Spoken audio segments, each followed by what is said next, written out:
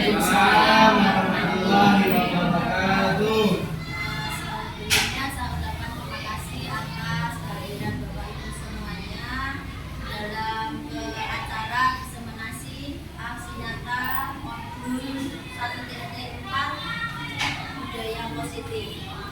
Pertama-tama marilah kita ucapkan syukur kepada Allah yang telah memberikan kita nikmat sehat sehingga dapat melaksanakan kegiatan ini. Kedua kalinya salawat serta salam semoga selalu tercurahkan kepada junjungan kita Nabi Muhammad SAW yang mana telah membawa jalan yaitu adil Islam.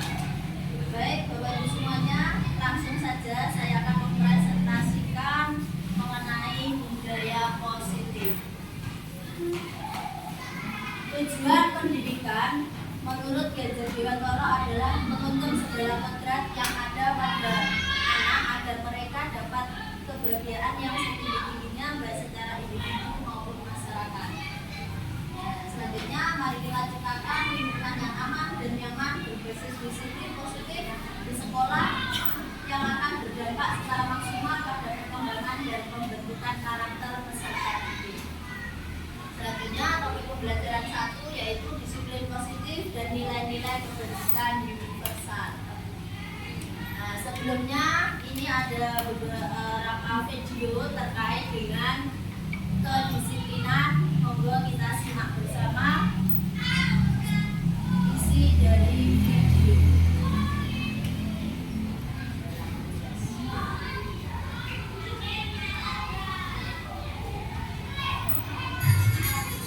Ibu sudah pernah bilang kalian ibu sengaja mengambil dan ibu sengaja mengambil dan mengambil dan hati kalian disiplin, kalian tahu kan kalian jadi hati kalian disiplin dan masih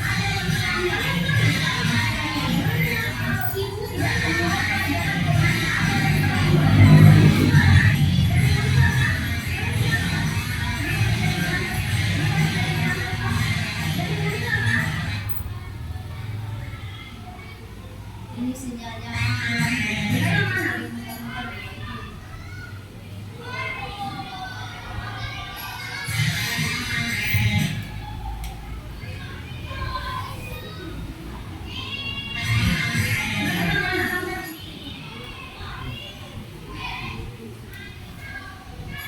kalian di mana?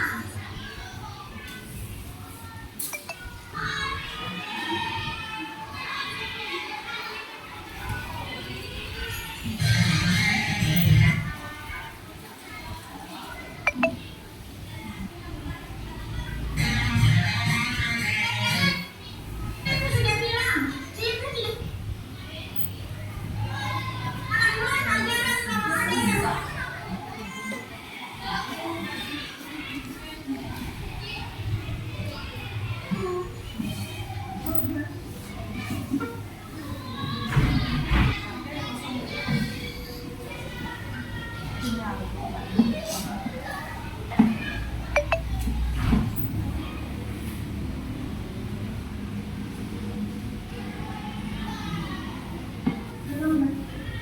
Kayla. Sini kok.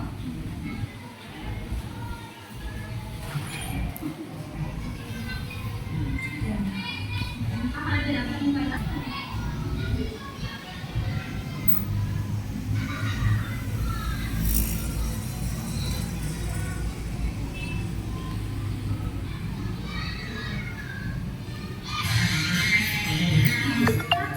Dari muridnya.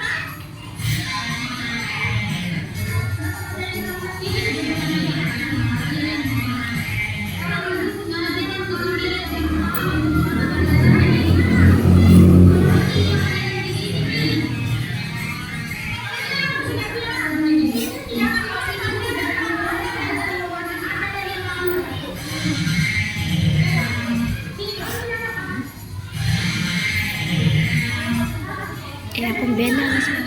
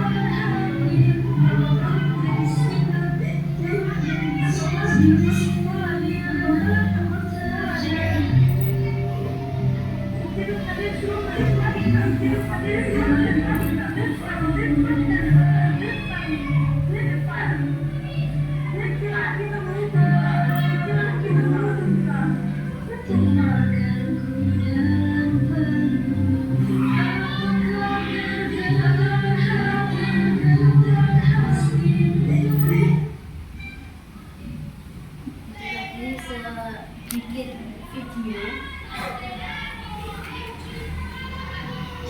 dan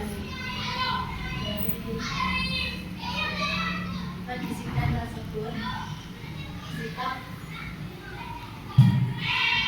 guru dan murid terhadap temannya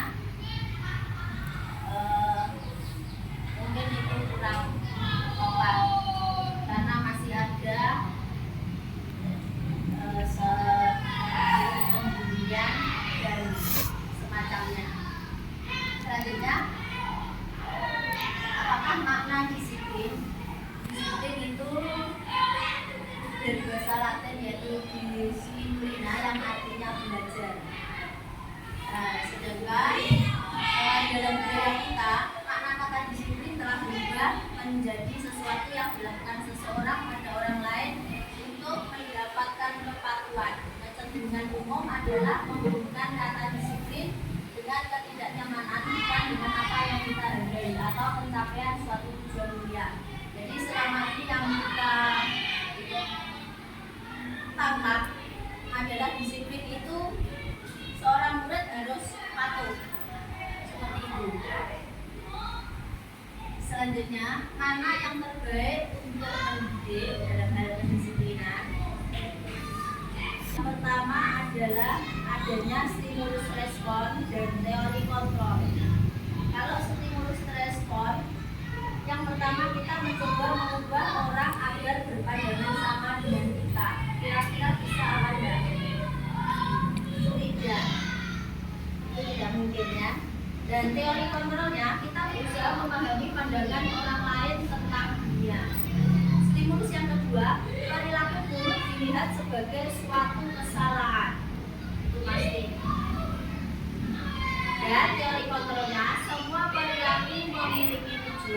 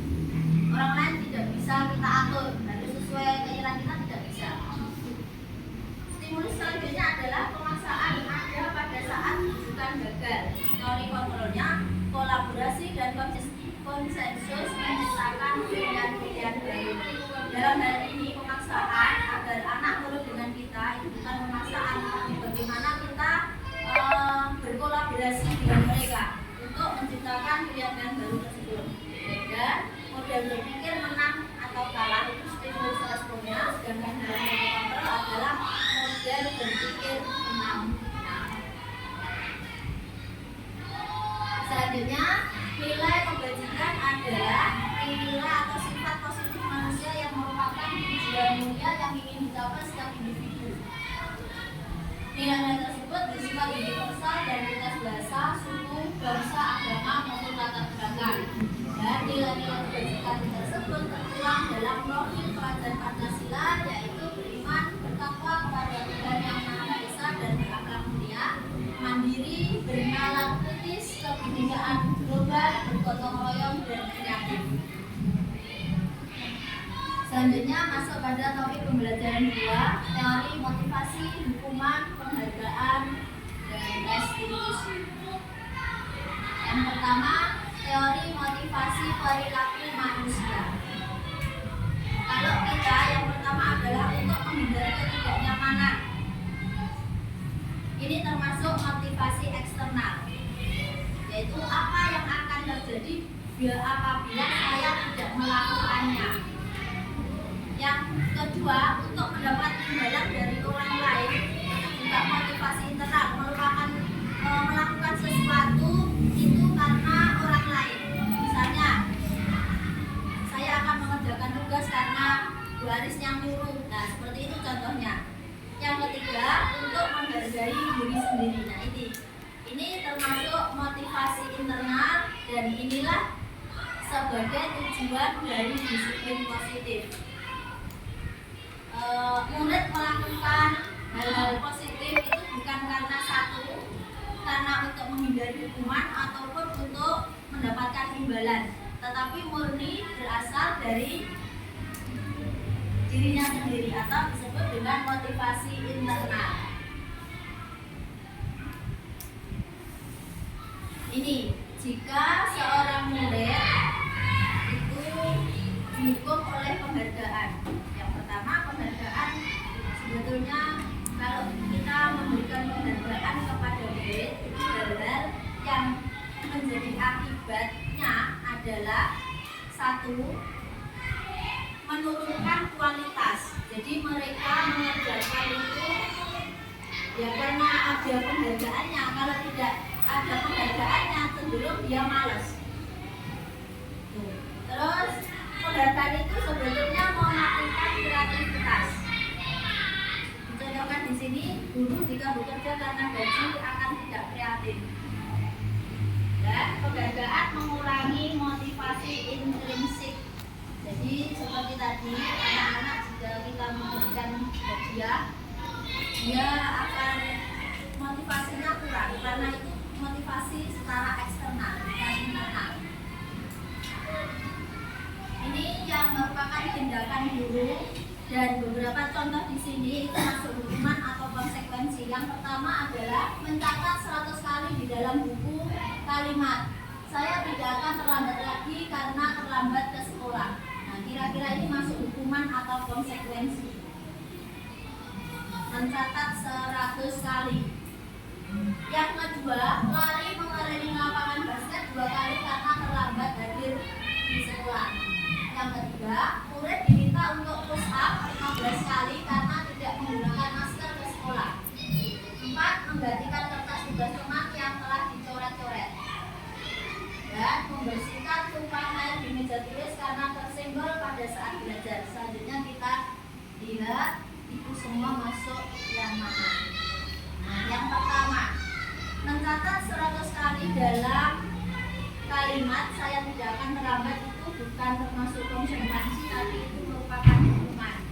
Mungkin itu dulu yang kita generasi 80, 90-an kita mesti selalu jika terlambat atau semacamnya pasti disuruh ayo nulis 100 kali. Nah, seperti itu. Kalau sekarang mungkin sudah terkikis karena proses kita belajar, jadi kita belajar untuk menjadi yang lebih baik lagi. Yang kedua, lari mengelilingi lapangan basket, ini juga termasuk hukuman. Push up juga termasuk hukuman. Yang selanjutnya adalah menggantikan kertas tugas teman yang telah dicoret-coret. Nah, ini adalah konsekuensi. Dia harus bertanggung jawab atas apa yang dia laksanakan. Misal jika ada murid yang melakukan hal tersebut, maka dia harus bertanggung jawab untuk menggantikan kertas temannya. Ataupun juga yang terakhir, lari mengelilingi lapangan basket 2 kali karena terlambat 10 menit untuk pelajaran PJK. Ini bukan masuk konsekuensi, soalnya ini mungkin sudah masuk ke dalam peraturan dan ini sudah masuk pembelajaran dan konsekuensinya karena dia terlambat maka harus mengelilingi lapangan basket. Nah, ini adalah perbedaan hukuman dan konsekuensi. Kalau hukuman sesuatu yang menyakitkan harus terjadi. Kalau konsekuensi sesuatu harus terjadi. Ini bukan menyakitkan. Yang kedua, membuat anak sakit secara fisik dan hati untuk jangka waktu yang lama. Konsekuensi itu membuat anak merasa tidak nyaman dalam jangka waktu pendek. Seperti yang ada dalam video tadi, ketika terlambat ke sekolah, dia dihukum untuk tinggal di kelas. Sedangkan untuk teman-temannya itu sudah pulang. Yang berikutnya, anak membenci kedisiplinan karena dia merasa tersakiti dengan kedisiplinan yang terjadi. Tetapi konsekuensi itu adalah anak menghargai disiplin. Hukuman itu bersifat paksaan, kalau konsekuensi stimulus atau tanggapan. Mendorong anak menyakiti diri sendiri, kalau konsekuensi mendorong anak agar mudah menyesuaikan diri. Dalam hal hukuman, konsep diri yang buruk, sedangkan konsekuensi konsep diri yang baik. Anak belajar untuk menyembunyikan kesalahan. Ini karena dia takut. Biasanya kalau dia melakukan kesalahan, dia sering berbohong. Nah, itu adalah konsekuensi atau akibat dari hukuman. Sedangkan konsekuensinya, anak belajar untuk mematuhi peraturan. Itu beberapa perbedaan hukuman dan konsekuensi. Sekarang restitusi. Apa itu sebetulnya restitusi? Restitusi adalah proses menciptakan kondisi bagi murid untuk memperbaiki kesalahan mereka sehingga mereka bisa kembali pada kelompok mereka dengan karakter yang lebih kuat. Dan restitusi ini juga merupakan proses kolaboratif yang mengajarkan murid untuk mencari solusi untuk masalah mereka dan membantu murid berpikir tentang orang seperti apa yang mereka ingin menjadi atau tujuan dia dan bagaimana mereka harus memperlakukan orang lain. Ini 9 ciri dari restitusi. Yang pertama, belajar dari kesalahan, memperbaiki hubungan, menawarkan bukan memaksa. Restitusi diri adalah cara terbaik. Menuntut untuk melihat ke dalam diri, mencari kebutuhan dasar, berfokus pada karakter bukan tindakan, berfokus pada solusi, dan yang terakhir mengembalikan murid yang berbuat salah pada kelompoknya, bukan malah menghakimi. Ini merdeka. Menurut Ki Hajar Dewantara, merdeka itu artinya tidak hanya terlepas dari perintah, akan tetapi juga dapat memerintah diri sendiri. Selanjutnya, topik pembelajaran 3 yaitu keyakinan kelas. Nah, ini mengapa tidak peraturan kelas saja? Mengapa harus keyakinan kelas? Mengapa kita memiliki peraturan harus menggunakan helm? Ini contohnya ketika berkendara, mengapa harus menggunakan helm? Mungkin yang ada pada pikiran kita menggunakan helm itu agar selamat, untuk melindungi diri. Mengapa kita memiliki peraturan membuang sampah di tempatnya? Mengapa kita memiliki peraturan harus datang tepat waktu pada saat mengikuti pelatihan? Nah, untuk mendukung motivasi intrinsik, kembalikan ke nilai-nilai atau keyakinan karena akan lebih menggerakkan seseorang dibanding mengikuti serangkaian peraturan. Ini adalah peraturan nanti yang akan menjadi keyakinan dan menjadi lingkungan positif. Dari lingkungan positif inilah nanti akan tercipta budaya positif. Nah, ini sebetulnya yaitu langkah-langkah membuat keyakinan kelas. Ini karena tadi video proses memvideo download yang dengan sinyal, maka ini contoh foto-foto saja langkah-langkah dalam membuat keyakinan sekolah atau keyakinan kelas. Yang pertama, mempersilahkan warga sekolah atau murid untuk bercurah pendapat apa yang perlu disepakati di dalam kelasnya. Terus mencatat semua masukan para murid di papan tulis atau kertas di mana semua anggota kelas warga sekolah bisa melihat. Kemudian menyusun dan meninjau kembali curah pendapat yang sudah ada. Masuk bakalannya.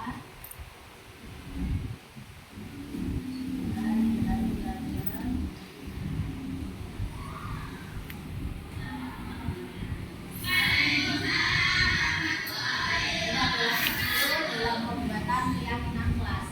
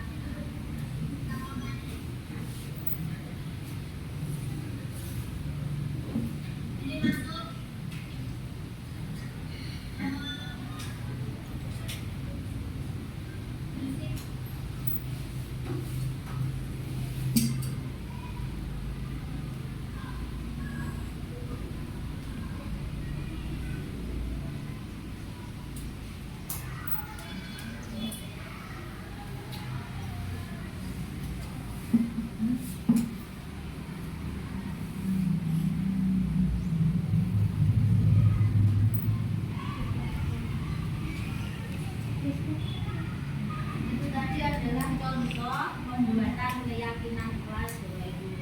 Jadi anak-anak memilih atau membuat kesepakatan sendiri.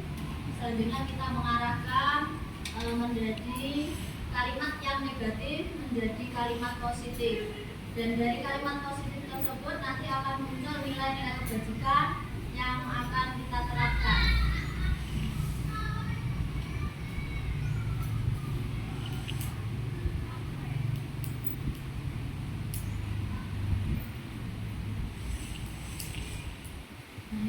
Peraturan, kalau peraturan misalnya selalu memberikan buku ke tempatnya, itu masuk dalam kategori bertanggung jawab. Dilarang mengganggu orang lain. Keyakinan kelas atau kebajikan yang dituju adalah menghormati orang lain dan diri sendiri. Hadir di sekolah 15 menit sebelum belajar dimulai, itu masuk dalam menghormati orang lain dan komitmen pada tujuan. Dilarang melakukan kekerasan. Ini menghormati orang lain. Terus dilarang menggunakan narkoba. Ini adalah kebajikan yang dituju adalah agar menjadi sehat. Selanjutnya topik pembelajaran yang keempat yaitu kebutuhan dasar manusia dan dunia yang berkualitas. Sebetulnya kebutuhan dasar manusia itu ada 4. Yang pertama adalah kebutuhan kasih sayang dan rasa diterima. Yang kedua kesenangan. Yang ketiga, keluasaan, kebebasan, semua itu untuk bertahan hidup. Ini contoh, perilaku manusia memukul teman dan menghinanya. Sebetulnya kebutuhan yang mungkin berusaha dipenuhi oleh anak tersebut adalah kekuasaan. Dia menunjukkan kekuatannya. Pertanyaan pada siswa, apakah ada cara untuk memenuhi kebutuhan kekuasaan tanpa melakukan kekerasan? Jadi kalau ada siswa yang memukul, dia menunjukkan bahwa akulah yang kuat, seperti itu. Selanjutnya, jika menjatuhkan teman saat teman sedang berjalan, kebutuhan yang mungkin bisa dipenuhi oleh siswa tersebut adalah dia senang. Dia bisa melakukan atau bisa menjatuhkan temannya, dia senang.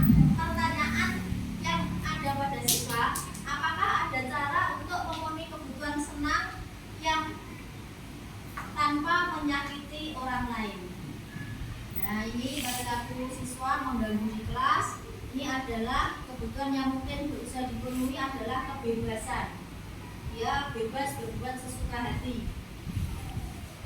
Dan yang topik 5 adalah posisi kontrol. Ini ada juga video posisi kontrol sebagai seorang guru, apa saja dan yang tepat kita gunakan seperti apa.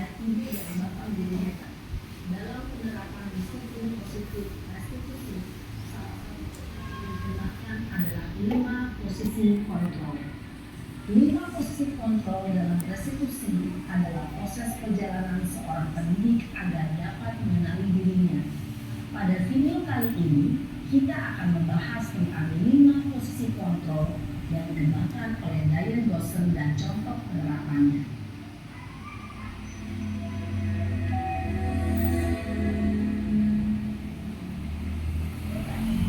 Posisi kontrol itu adalah 1. Posisi penghukum, 2. Posisi pembuat merasa bersalah, 3. Posisi tenang, 4. Posisi pemantau atau monitor, dan 5. Posisi manajer.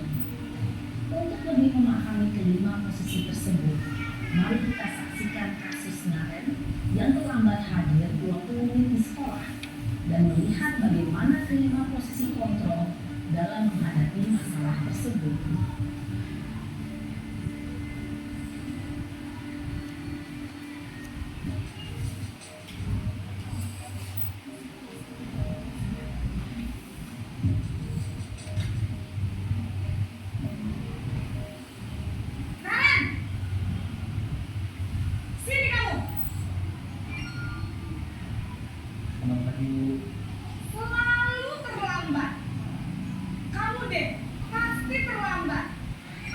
Bu. Saya Apa? Apa coba? Alasan kamu apa lagi? Kapan sih kamu tidak terlambat? Malas sekali ya kamu jadi anak. saya Dasar pemalas. Gak kapok-kapok sih kamu. Sudah berapa kali terlambat? Sana, kamu keliling lapangan basket 2 kali. kenapa saya harus keliling lapangan basket, Bu? Kenapa? Kamu lawan ibu. Berani-beraninya jawab. Sudah terlambat, masih berani jawab pula. Sekarang, keliling lapangan basket 5 kali sekalian. Biar kapok. Cepat. Pergi sana lapangan basket. Posisi menggum. Karena dia terlambat Posisi maka mengukur biasanya berbicara dengan nada tinggi, menghabis, menunjuk-nunjuk, menyakiti, dan menunjuk. Itu bisa berupa fisik maupun psikis. Ibu dan bapak guru hebat. Dampak yang terjadi pada murid ketika guru berada pada posisi tertentu adalah murid cenderung akan memberontak, bahkan dendam.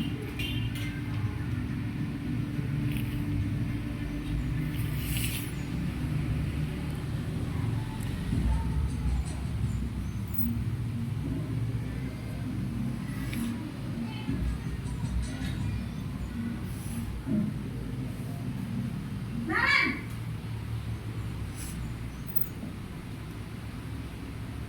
Selamat pagi, Bu. Naren! Kamu kenapa terlambat lagi, nak? Ya Tuhan, Naren. Kamu senang ya bikin ibu susah ya? Kalau kamu terlambat lagi, nanti ini yang ditegur bapak kepala sekolah, nak. Disangka ibu tidak bisa membina kamu. Duh, gimana ini? Maaf, Bu. Duh, Gusti Naren. Kamu suka ya kalau ibu ditegur bapak kepala sekolah? Terus, sekarang ibu harus tulis apa yang di buku absen? Ini kamu sudah sering terlambat loh. Ibu harus apa coba? Maaf, Bu. Maaf sekali. Ya sudah, lain kali jangan bikin ibu susah lagi ya nak ya. Ibu tidak akan kuat lagi kalau kamu begini terus. Bisa jantungan kalau ibu ditegur bapak kepala sekolah. Sana cepat kelas. Maaf ya, Bu. Maaf sekali. Posisi pembuat rasa bersalah berbicara dengan nada tenang, cenderung lembut. Namun kata-kata yang diutarakan membuat murid merasa menjadi orang yang gagal, memandang buruk dirinya sendiri, merasa tidak berharga, dan tidak sanggup membahagiakan orang lain. Ketika guru mengambil posisi pembuat rasa bersalah, murid akan menganggap dirinya yang bersalah dan ia akan menyimpan emosi negatif tersebut di dalam dirinya.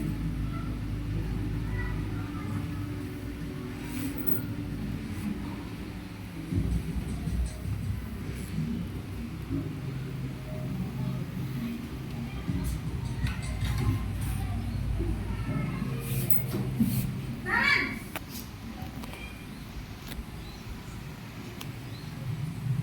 Selamat pagi, Bu. Wah, sudah jam berapa ini nak?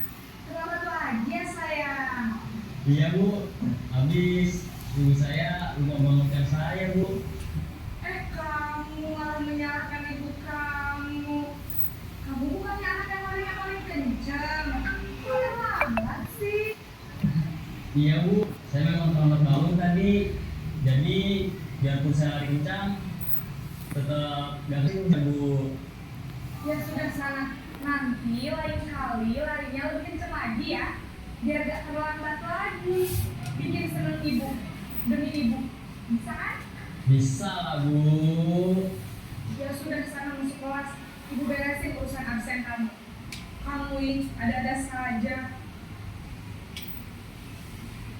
Dalam posisi teman, guru berbicara dengan nada suara ramah, akrab, cenderung bersenda gurau untuk menjaga suasana tetap santai. Murid akan merasa senang, aman, dan akrab dengan guru. Identitas yang tercipta adalah identitas sukses atau berhasil. Namun, perlu diingat, karena ini masih dorongan eksternal, maka ada faktor ketergantungan dari murid kepada orang tertentu. Di sini guru absennya, sehingga di lain waktu murid bisa berperilaku baik, namun hanya kepada orang-orang tertentu saja.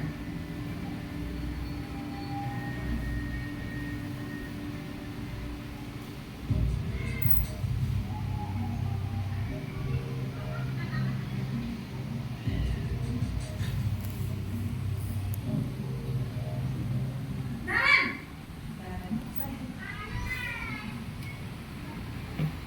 Selamat pagi Bu. Naren, apa peraturan sekolah kita tentang jam berapa kita harus masuk sekolah, nak? Kita harus di sekolah jam 7 Bu. Iya betul, sekarang sudah jam 7.20. Naren sudah tahu konsekuensinya jika terlambat hadir. Paham Bu? Saya harus tinggal kelas pas jam istirahat selama 20 menit. Iya benar, konsekuensinya demikian. Jadi nanti jam 9.30 pas istirahat, kamu harus tinggal di kelas, kerjakan tugas tambahan untuk ketertinggalan kamu, ya? Baik Bu. Posisi pemantau mengandalkan penghitungan atau data untuk mengontrol murid. Guru mengarahkan murid berdasarkan peraturan dan konsekuensi. Seorang pemantau menunjukkan bahasa tubuh dan ekspresi wajah yang datar dan cenderung formal.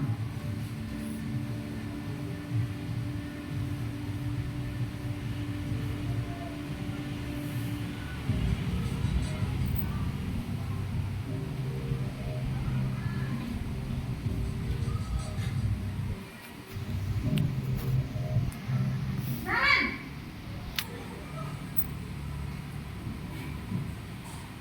Selamat pagi Bu. Selamat pagi, Naren. Maaf Bu, saya terlambat. Iya, sekolah masuknya jam 7, sekarang sudah jam 7.20. Jadi sekarang bagaimana ini, Naren? Maaf Bu, saya lupa tahu saya semalam. Baiklah, menurut kamu, keyakinan sekolah yang mana yang perlu kamu tingkatkan?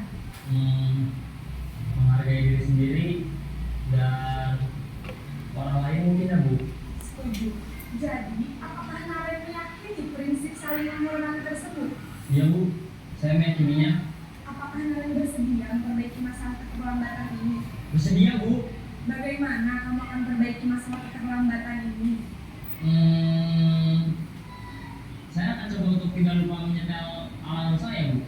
Baik, kalau Naren lupa menyetel alarm di rumah, ada orang yang kira-kira bisa bantu mengingatkan tidak? Ada Bu, kakak saya, Kak Emma. Ada lagi selain Kak Emma? Selain Kak Emma, ada ibu saya. Baik, jadi yang mengingatkan Naren adalah Kak Emma dan ibu kamu ya. Kira-kira akan mulai set alarm kapan ya, Naren? Setelah pulang sekolah, akan segera saya lakukan. Baik, jadi Naren akan setel alarm untuk bangun besok pagi dan akan diingatkan oleh kakak dan ibu dan Naren ya. Ada lagi yang mungkin perlu dilakukan, Naren? Agar tidak terlambat bangun lagi. Tidak ada Bu. Baik, Naren. Terima kasih untuk kerjasama kamu. Sekarang kamu perlu kembali ke kelas untuk belajar. Baik Bu, terima kasih. Posisi manajer adalah posisi kontrol yang disarankan untuk membimbing murid memiliki sikap disiplin yang positif, yaitu murid yang mandiri, bertanggung jawab, dan dapat memecahkan masalah. Tujuan dari posisi ini adalah agar murid dapat berefleksi atas tindakannya. Guru akan dengan tulus memberikan pertanyaan-pertanyaan bermakna, sehingga membuat murid dapat belajar dari kesalahannya dan mencari sebuah solusi untuk menyelesaikannya. Ibu dan bapak guru hebat, setelah mengamati adegan kelima posisi kontrol tadi, kira-kira posisi mana yang paling ideal? Posisi mana yang dapat menunjang motivasi intensif murid? Ya, tentu posisi manajer. Posisi ini memang posisi ideal yang ingin dituju setiap pendidik. Pada posisi inilah, guru dapat menerapkan disiplin positif yang berpihak pada murid, yang memerdekakan murid. Jalanan seorang pendidik tentunya tidak mudah untuk sampai pada posisi seorang manajer. Namun, tujuan kita pasti, yaitu menciptakan murid-murid yang mandiri, merdeka, dan bertanggung jawab. Semoga penggambaran 5 posisi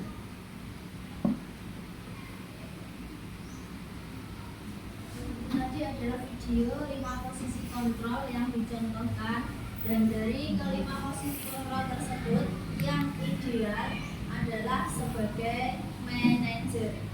Kalau dalam pernyataan-pernyataan yang di bawah ini saya kecewa sekali, nah itu adalah membuat merasa bersalah. Kemudian kamu tidak pernah benar melakukannya, itu sebagai posisi penghukum. Ayolah lakukan demi ibu atau demi bapak. Nah itu ya posisi sebagai teman. Dan apakah kamu mau mendapatkan stiker bintang hari ini? Itu posisi sebagai pemantau.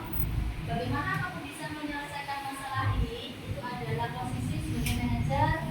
Dan sekali lagi kamu selalu yang paling terakhir. Nah, ini adalah posisi penghukum, selalu menjatuhkan murid. Di sini ada beberapa, yaitu motivasi yang identitas gagal, identitas berhasil atau sukses, dan identitas kontrol diri. Identitas berhasil itu ada 2, kontrol diri dari luar dan kontrol diri dari diri sendiri. Itu tadi sudah dijelaskan dalam video bagaimana posisi penghukum membuat orang merasa bersalah sebagai teman, pemantau, dan juga manajer. Kalimat-kalimat yang diucapkan dari 5 posisi kontrol tersebut berbeda-beda, dan yang mungkin bisa dirasa nyaman atau masuk dalam pemikiran murid, ya yang ideal yang posisi terakhir yaitu sebagai manajer. Selanjutnya ini adalah segitiga restitusi, di mana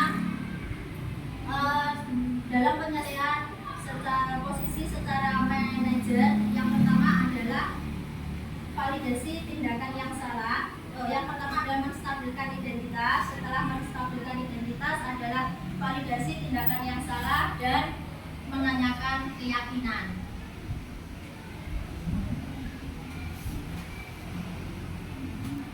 Nah, ini menstabilkan identitas.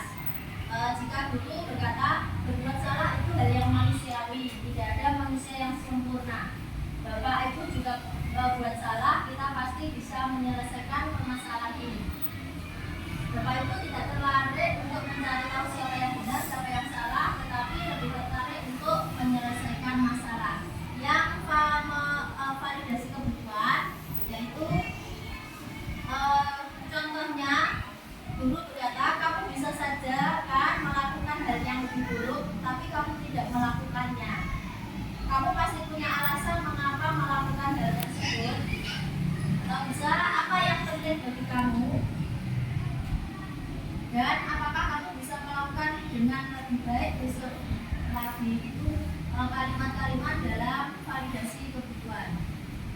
Dan yang terakhir adalah menanyakan keyakinan. Contoh di sini adalah apa nilai yang kita percaya di kelas atau di sekolah kita, nilai-nilai universal apa yang telah kita sepakati, dan kelas yang ideal itu seperti apa. Itu menanyakan keyakinan kelas. Ini contoh penerapan restitusi. Ini karena videonya tadi gagal, kemarin mencoba untuk mempraktekkan pada salah satu siswa kami dalam posisi kontrol sebagai manajer.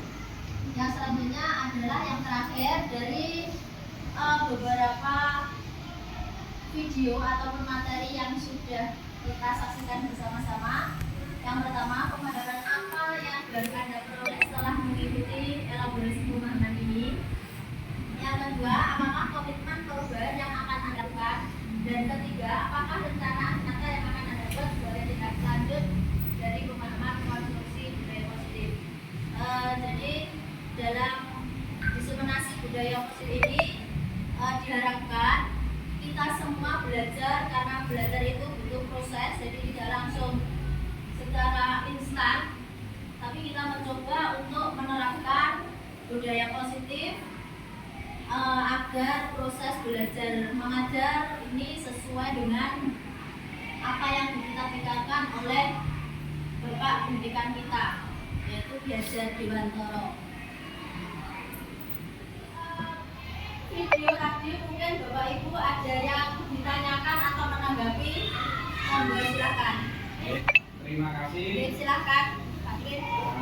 Saya mau tanya dari hasil pemaparan video tersebut yang telah dipaparkan, yang telah ditayangkan tadi terkait seorang guru akan memberikan teguran atau hukuman kepada siswa.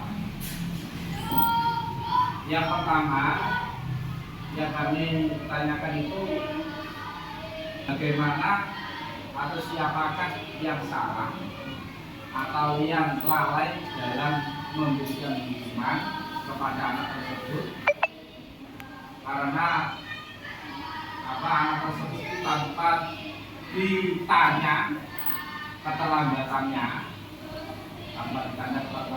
langsung diberikan hukuman, sehingga berulang-ulang memberikan hukuman terus yang anak yang orang tuanya sakit itu pertama. Yang kedua, pertanyaan kami dalam posisi lima posisi kontrol itu ya, itu kira-kira yang paling tepat, yang paling mengena diberikan kepada anak itu 5 posisi kontrol itu yang mana? Terima kasih.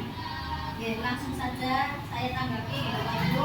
Untuk ya, memang betul dalam video yang pertama tadi adalah dalam hal kedisiplinan, seorang guru melakukan posisi sebagai penghukum.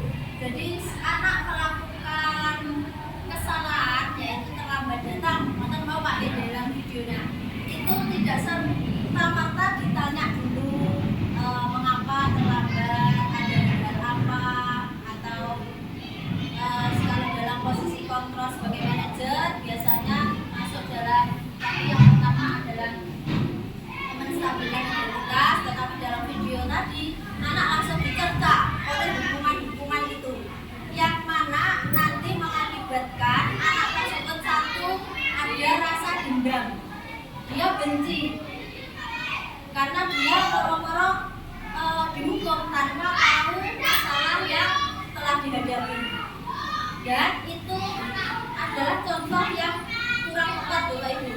Jadi dalam hal itu kita sebagai pendidik kita harus menanya dulu apa masalahnya, kira-kira seperti apa, itu masuk dalam posisi kontrol sebagai manajer. Dan kalau posisi yang ideal atau yang tepat dalam hal ini adalah kita harus memposisikan diri sebagai manajer. Yang pertama, menstabilkan identitas. Jadi masalahnya apa? Kamu kok bisa terlambat? Terus selanjutnya tentang yang kedua, menanyakan bagaimana tindakannya agar kamu selanjutnya tidak terlambat. Dan yang terakhir, apakah ditanyakan dengan kesepakatan kelas atau kesepakatan sekolah, kira-kira terlambat itu termasuk dalam keyakinan kelas yang sudah dilanggar apa tidak, seperti itu. Jadi memang selama ini yang kita terapkan adalah posisi sebagai penghukum, dan saya sendiri juga belajar bagaimana untuk kedepannya itu bisa menjadi posisi kontrol sebagai manajer. Seperti itu Pak Tuki. Mungkin ada tambahan dari Bapak Ibu. Terima kasih Pak Tuki. Dari yang lain sudah cukup. Oke, terima kasih. Itu yang dapat saya jawab Pak Tuki.